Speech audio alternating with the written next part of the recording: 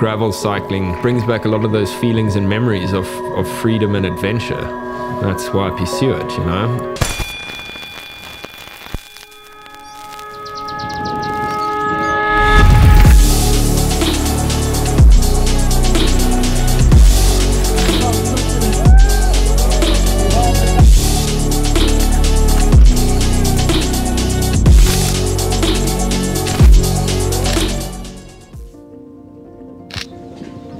The world stops when I get on my bicycle.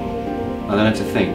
The closest thing to speaking to God to me is being out there just by myself and being in nature. That's really, it's quite a spiritual thing for me.